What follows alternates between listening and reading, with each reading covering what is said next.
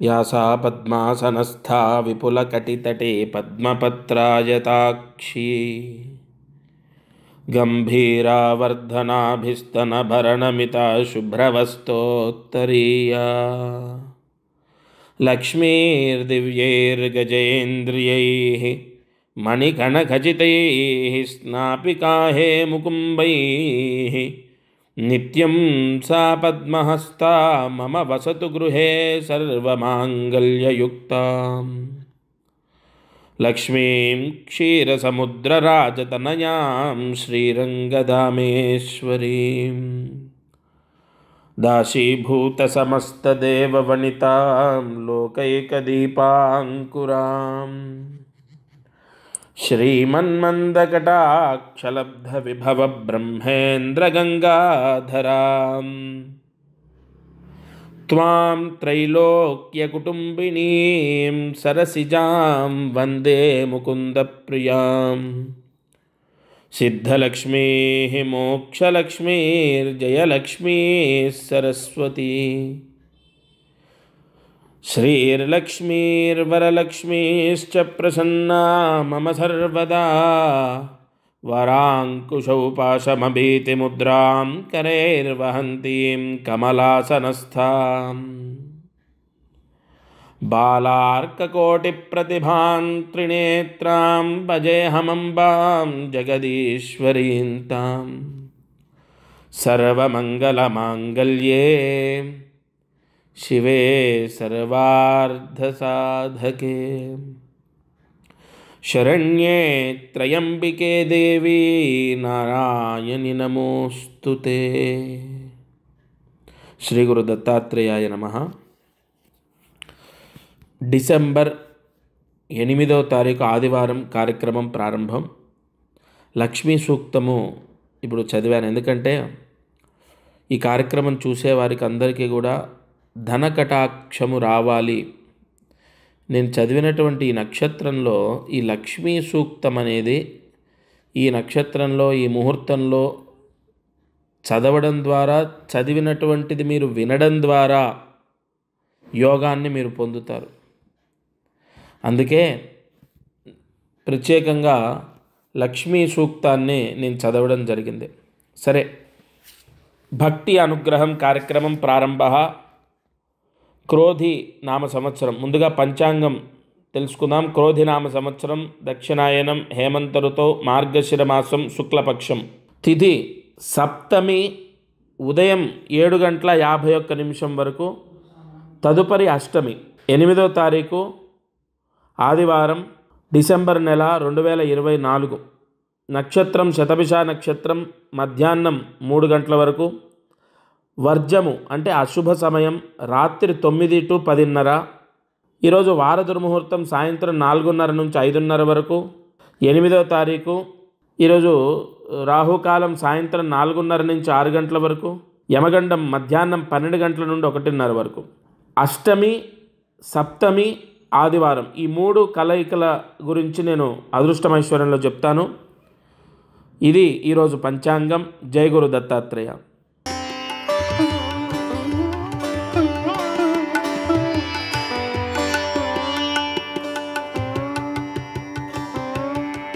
ఈరోజు దీపారాధన. అందరూ కూడా ఇవాళ సాయంత్రం 4:30 నుంచి 6 గంటల మధ్యలో రాహుకాలంలో దీపం వెలిగించండి. ఎందుకంటే సర్వ అరిష్ట దోషాలు పోతాయి. అరిష్ట దోషాలంటే ఏంటండి? అరిష్ట దోషాలంటే మనము ఇతరుల గురించి మాట్లాడినా, ఇతరులని కామెంట్ చేసినా, లేదా వాళ్ళ అమ్మాయిలా వాళ్ళ అబ్బాయిలా, లేదా లావుగా ఉన్నాడని వెక్కిరించినా, లేదు ఎవరినో మన ఆనందం కోసం మాటలతో, సూటిపోటి మాటలతో బాధించిన, లేదు ఈ నోటితో బూతులు మాట్లాడతాం. ఎక్కువగా అరిష్ట దోషాలంటే నోటి ద్వారా అంటుకునే దోషాలు. ఎవరో అమ్మాయి మన బంధువుల్లో ఎవరినో పెళ్లి చేసుకుంది, దాని గురించి ఒక హాట్ టాపిక్ లాగా మనం మాట్లాడుతుంటాం. అది నేను ప్రత్యేకంగా ఒకళ్ళని అని కాదు, మీ జీవితాల్లో మీకు తెలిసి తెలియక చేసి ఉండొచ్చు. లేదు ఎవరో అబ్బాయిని చూసాను, నల్లగా లడ్డుగా ఉన్నాడు, పెళ్ళికి వెళ్ళాం, ఆ పెళ్ళి కొడుకుని కామెంట్ చేస్తాం మనం. లేదు ఇంకోటి ఏదో డ్రైవింగ్ చేస్తుంటే సడన్గా ఎవరైనా అడ్డొస్తే వెంటనే బూతు మాట్లాడతాం. లేదు ఇంకోటి అలా అరిష్ట దోషాలన్నీ మనకు అంటుకుంటాయి. వీటి వల్ల ఏంటండి, వీటి వల్ల మాకు జరిగే నష్టాలు ఏంటి అంటే పిల్లలకు చదువులు సరిగా రావు. ఎస్, ఇది మనం ఎలా అన్వయించాలంటే మా అబ్బాయి స్టేట్ ర్యాంకరు, మా అబ్బాయి బాగా చదివాడు, స్టేట్ ర్యాంకరు, లేదంటే ఇంకొకళ్ళు మెడిసిన్ సీట్ వచ్చింది మా అమ్మాయికి, మరి మేము అనేక విషయాల్లో తెలియక తప్పులు చేస్తూనే ఉంటాం, మరి మా పిల్లలకు తాకలేదా? ఏమండి, ప్రతిదానికి కాలం సమాధానం ఇస్తుంది. వాళ్ళకి పిల్లలు పుట్టొచ్చు, వాళ్ళకి ఏదైనా ఇబ్బందులు, వాళ్ళకి నత్తితో మీరు ఈ అనేక మంది కుటుంబాల్లో మీరు గమనిస్తే హార్టిజంతోనో లేదంటే హైపర్ యాక్టివిటీతో, నత్తి, మాటలు సరిగా రాక రకరకాల దోషాలతో పుడుతూ ఉంటారు. తల్లిదండ్రులే కాక తండ్రి అంటే తాత చేసిందో వంశంలో నుంచో కొన్ని దోషాలు ఉంటాయి. కాబట్టి అసలు మనము ఒకరిని కామెంట్ చేయకుండా ఉండడమే పెద్ద శుభం. సరే, తెలియక చిన్నప్పుడు నేనేం చేశానంటే ఉడత అంటే తెలుసు కదండి, రామాయణంలో పెద్ద పాత్ర, చిన్న ఉడతకు పెద్ద పాత్ర ఇచ్చారు. ఆ ఉడతని నేను తెలియక ఒక రాయి వేసి కొడితే దాని తోక దగ్గర రక్తం వచ్చింది. నా వయసు అప్పుడు నాకు తెలిసి 6 సంవత్సరాలు 7 సంవత్సరాలు, బాగా నాకు ఇప్పటికి గుర్తు. ఒక వ్యవసాయం కుటుంబంలో పుట్టిన వాడిని, ఒక ఇంట్లో ఒక మూలన కొష్టం ఉంటుంది, అక్కడంతా గడ్డి ఉంటుంది, అక్కడ ఏదో ఆడుకుంటున్నాం. అప్పుడు వేపకాయలు ఉంటాయి కదా, ఈ వేప చెట్టు నుంచి రాలుతుంటాయి కదా వేపకాయలు, అవన్నీ ఏరి ఈ సేర్లు అంటారు మనకు, అప్పుడు కేజీలుగా కూడా ఒక సేరుకి ఇంత అని అక్కడ దగ్గరలో కిరాణా షాప్లో డబ్బులు ఇచ్చేవాళ్ళు. అవన్నీ వేరుతూ వాళ్ళకు మేము ఇవ్వడం జరిగేది. అయితే ఆ సమయంలో ఒక ఉడతని రాయబెట్టి కొట్టడం జరిగింది. ఇలాంటివి అంటే ఇవి మళ్ళీ వేరే దోషానికి వస్తాయి, అమంగళ దోషాల కిందకి ఆమోదం జరుగుతుంది. ఇటువంటివి తెలియక చిన్నప్పుడు మనం ఏదో దోషాలు చేసి ఉండడం, ఇలాంటివన్నీ కూడా విముక్త అవ్వడానికి ఈరోజు రాహుకాలంలో ఎంత విషయాన్ని మనం చెప్పుకున్నాం చూడండి. ఇటువంటివి ఎన్నో ప్రతిరోజు ఈ ఛానల్లో మీకు అందిస్తాను. రాహుకాలంలో 4:30 నుంచి 6 గంటల మధ్యలో దీపాన్ని వెలిగించండి. నువ్వుల నూనె వేసి 3 ఒత్తులు ఒక ఒత్తిగా చేసి మీ పూజా మందిరంలో దీపం వెలిగించండి.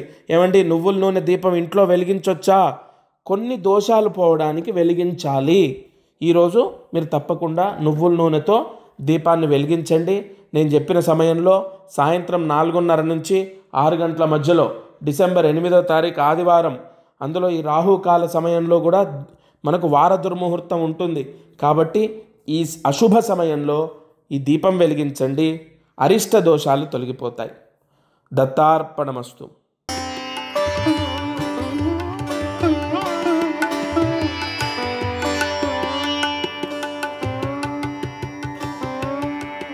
ఈరోజు రాశి ఫలితంలో కర్కాటక రాశి ఫలితాన్ని చూద్దాం. అలాగే మనం ప్రతిరోజు పలానా నక్షత్రం వాళ్ళు ఏ దానం చేసుకుంటే ఆ నెలలో, అంటే డిసెంబర్, జనవరి, ఫిబ్రవరి, ఒక్కొక్క నెల ఒక్కొక్క దానం చెప్తాను. పలానా నక్షత్రం వాళ్ళు, పలానా రాశి వాళ్ళు ఏ దానం చేసుకోవాలో చెప్తాను. ఇవాళ మనము ఏ నక్షత్రం గురించి, కర్కాటక రాశి ఒకటి తీసుకున్నాం, ఓకే. తర్వాత పుష్యమి నక్షత్రము, అలాగే ఆశ్లేష నక్షత్రం. పుష్యమి, ఆశ్లేష నక్షత్రం వాళ్ళు, కర్కాటక రాశి వాళ్ళు ఒక దానం చేసుకుంటే డిసెంబర్ నెలలో అనుకున్న పనులు నెరవేరుతాయి. ఈ కోరుకున్న కోరికలు నెరవేరాలంటే నక్షత్ర యోగం తప్పకుండా అవసరం. కావున తప్పనిసరిగా పుష్యమి, ఆశ్లేష నక్షత్రం వాళ్ళు లేదా కర్కాటక రాశి వాళ్ళు గ్రహస్థితిని బట్టి మనకు మామూలుగా రాశి ఫలితం ఎలా ఉంది అన్నది మీకు సపరేట్గా రాశుల గురించి ఛానల్లో పెడతారు, చూడండి. ఈ మొదటి వారంలోనే అన్నీ పెట్టేస్తారు, 10వ తారీఖు లోపు ప్రతి నెల.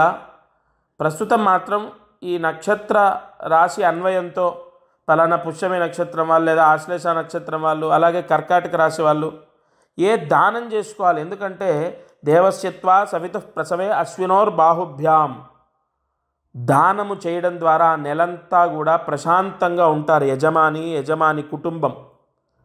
సరే, కర్కాటక రాశి మీ పిల్లలది, లేదా పుష్యమి నక్షత్రం మీ యజమానిది, లేదా ఆశ్లేష నక్షత్రం అమ్మాయి ఉంది, పెళ్ళి అవ్వట్లే, ఆ పెళ్ళి అవ్వాలి. ఇప్పుడు నేనేమంటున్నాను ఇక్కడ, ఈ దానం చేస్తే మీ కోరిక తీరుతుంది అంటే అది ఏ కోరికైనా సరే, సక్రమమైనటువంటి కోరిక ఏదైనా సరే. సరే, ఇక్కడ ఏం దానం చేయాలి? డిసెంబర్ 13వ తారీఖు నాడు దగ్గరలో ఉన్న లక్ష్మీ నరసింహస్వామి ఆలయానికి వెళ్ళాలి. దగ్గరగా లేకపోయినా వెళ్ళాలి. 13వ తారీఖు లక్ష్మీ నరసింహస్వామి ఆలయంలో 1 కేజీ పెసర పప్పు దానం చేయాలి. ఎవరు? పుష్యమి నక్షత్రం వాళ్ళు, ఆశ్లేష నక్షత్రం వాళ్ళు, కర్కాటక రాశి వాళ్ళు. దగ్గరలో ఉన్న లక్ష్మీ నరసింహస్వామి ఆలయంలో డిసెంబర్ 13, 2024 1 కేజీ పెసరపప్పు దానం.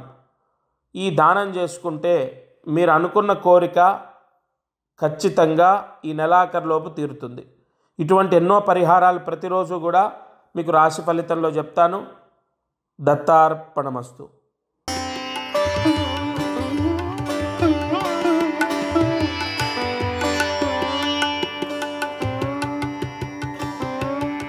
ఈరోజు అదృష్టం ఐశ్వర్యం సప్తమి ఆదివారం. సూర్యోదయానికి సప్తమి ఉండి సూర్యాస్తమయానికి అష్టమి ఉంది ఇవాళ. ఈ అష్టమి సప్తమి కలయిక ఆదివారం వచ్చిన రోజు తప్పకుండా పిల్లలకు ఉద్యోగాలు రావడం కోసం తల్లి కానీ తండ్రి కానీ చేయండి, ఉద్యోగం వస్తుంది. ఏం చేయాలండి అంటే మీ ఇంట్లో గోధుమ పిండితో దీపము కుంది చేయండి. గోధుమ పిండిలో కొన్ని నీళ్లు పోసుకోండి, ముద్దలాగా చేయండి, దీపపు కుందిలాగా చేయండి. పసుపు ఒత్తి వేయండి. పసుపు ఒత్తి అంటే ఒక పసుపు రంగు క్లాత్ తీసుకొని ఒత్తిలాగా కట్ చేసి వేయండి. ఆ పసుపు ఒత్తి వేసి నిండా ఆవు నెయ్యి పోసి ఈ గోధుమ పిండితో చేసినటువంటి గోధుమ పిండితో చేసినటువంటి దీపపు కుంది ఉంటుంది కదా, అందులో ఆవు నెయ్యి పోసి పసుపు ఒత్తి వేసి మీ ఇంట్లో ఒక ఇస్తరాకులో కానీ, తమలపాకులో కానీ, లేదా రావి ఆకులో కానీ, అరిటాకులో కానీ, లేదా ఇది కూడా మనకు ఉపయోగపడుతుంది మందారపాకు కూడా శ్రేష్టమే. ఆదివారం మందారపాకులో కానీ ఆ కుంది పెట్టి, అంటే ఆ దీపం కుంది పెట్టి చక్కగా పసుపు కుంకుమ గంధము బొట్లు పెట్టి దీపాన్ని వెలిగించి ఈరోజు సాయంత్రం శివ అష్టోత్రం, అన్నిటికీ పరమేశ్వరుడి ఆధారభూతం పరమేశ్వర అష్టోత్రం, శివాయ నమః, మహేశ్వరాయ నమః, శంభవే నమః, శశిశేఖరాయ నమః, పినాకినే నమః, ఆ పరమేశ్వర అష్టోత్రాన్ని చదవండి. 2 చేతులు జోడించి పరమ భక్తితో అష్టోత్రం చదివి ఆ పరమేశ్వరుడికి ఈ దీపము అర్పణం చేయండి. అంటే ఈ దీపం వెలిగించిన తర్వాత శివాష్టోత్రం చదివి స్వామికి నమస్కారం చేసుకోండి. ఎంత వైభవమో! అసలు ఉద్యోగం వస్తుందో లేదో మీరు చూడండి. ఏమండి, ఉద్యోగం రావాలంటే 1,00,000 లేదా 50,000 లేదా 10,000 లేదు 5,000 లేదు 500 100 ఇలా కాంపిటీషన్ ఉంటుంది. ఒక్కొక్క కంపెనీలో ఒక్కొక్కలాగా 1,00,000 మంది గవర్నమెంట్ జాబ్ అయితే, లేదంటే పలానా కంపెనీలో పెద్ద కంపెనీ విదేశాల్లో 50,000 మంది, లేదా మనకు తెలిసిన కంపెనీ 1,000 మంది 500 మంది. ఇందులో మీకు ఉద్యోగం రావటం అంటే అంతటా పరమేశ్వర అనుగ్రహం ఉంటేనే, మీకు అంతటా పరమేశ్వర అనుగ్రహం ఉంటేనే. కావున తప్పనిసరిగా ఎట్టి పరిస్థితుల్లో ఈ దీపం వెలిగించి శివాష్టోత్రం ఇవాళ చదువుకోండి. సాయంకాల వేళలో రాహుకాల సమయం అయిపోయిన తర్వాత ఈ దీపం వెలిగించండి. ఎందుకంటే మనము పొద్దున ముహూర్త బలంలో దీపం వెలిగించేది ఇది వేరుండాలి. ఇది ప్రత్యేకంగా అందరూ చేయాల్సిన అవసరం లేదు. మా అబ్బాయికి లేదా మా అమ్మాయికి ఉద్యోగం రావాలి అన్న వాళ్ళు చేయాలి. ఎప్పుడు చేయాలంటే ఒక టైం మీరే చెప్పండి. అంటే 6 నుంచి 8 మధ్యలో 6 నుంచి 8 మధ్యలో వెలిగించుకోండి. భోజనం చేసినా తప్పులేదు. తలస్నానం చేయాలని ఏం లేదు. చేతులు కాళ్ళు కడుక్కొని కళ్ళు తుడుచుకొని నెత్తిన నీళ్లు చల్లుకొని ఈ దీపాన్ని వెలిగించి శివాష్టోత్రం చదువుకోండి. పూజా మందిరంలో వెలిగించండి. పసుపు ఒత్తితో చక్కగా గోధుమ పిండితో చేసిన దీపం కుంది ఆవు నెయ్యి ఈ పరిహారం చేయండి. ఉద్యోగ ప్రాప్తి. జయ గురు దత్తాత్రేయ.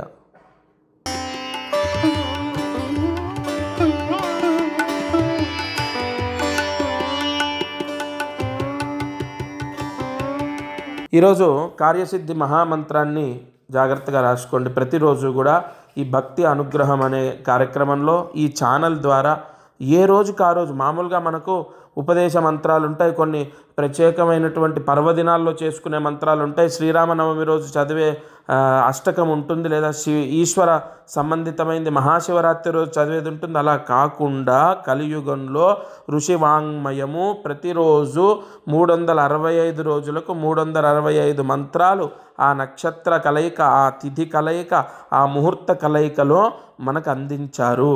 అటువంటి బ్రహ్మాండమైన మహామంత్రాలు ప్రతిరోజు మీకు నేను అందిస్తాను.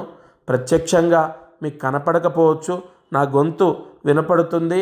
నా పేరు లక్ష్మీకాంత శర్మ. మీకు మహామంత్రాలన్నీ కూడా మీకు నేను ఈ ఛానల్ ద్వారా అందిస్తాను. అది చదువుకుంటే సంపూర్ణ లక్ష్మీ కటాక్షం. ఎందుకంటే కలియుగంలో మంత్రాధీనంతు దైవతం, మనకు భగవంతుడు ప్రత్యక్షం అవ్వకపోయినా పరోక్షంగా కాపాడేటటువంటి ప్రక్రియల్లో మంత్ర జపం ఒకటి. కావున జాగ్రత్తగా ఈరోజు మంత్రం రాసుకోండి. ఓం దుం శ్రీం మహా శివాయ నమః. ఓం దుం శ్రీం మహా శివాయ నమః. ఓం దుం శ్రీం మహా శివాయ నమః. ఈ మంత్రము 108 సార్లు జపం చేయాలి ఇవాళ. అలాగే 6 సార్లు రాయండి. తప్పనిసరిగా మీకు ధన యోగం అనేది లభిస్తుంది. ఇంట్లో ఎవరు చేసినా ఇంటి యజమాని బాగుంటాడు. కావున తప్పకుండా ఈ మంత్రాన్ని ఉదయం, మధ్యాహ్నం, సాయంత్రం ఏదో ఒక సమయంలో ఈ మంత్రాన్ని 6 సార్లు రాసి 108 సార్లు జపించండి. ఎక్కడ రాయాలంటే ఒక బుక్ పెట్టుకోండి. రోజు ఒక డేటు, ఇవాళ డేట్ వేసి ఈ మంత్రం 6 సార్లు రాసి నమస్కారం చేసుకోండి. ఆ బుక్ ఇంట్లో ఉండడం కూడా చాలా మంచిది. ఎందుకంటే అనేక మంత్రాలు ప్రతిరోజు చెప్పినవి రాస్తారు కదా. ఒక 108 మంత్రాలు అవుతే అది మహాగ్రంథం అవుతుంది. అది మీ బీరువాలో పెట్టుకుంటే విశేష లక్ష్మీ కటాక్షము, వచ్చిన డబ్బు నిలుస్తుంది. అటువంటి మహాగ్రంథాలు బీరువాలో ఉంటే తప్పకుండా ప్రతిరోజు ఈ ఛానల్ ద్వారా అనేక గొప్ప విషయాలు మీకు అందిస్తాను. దత్తార్పణమస్తు.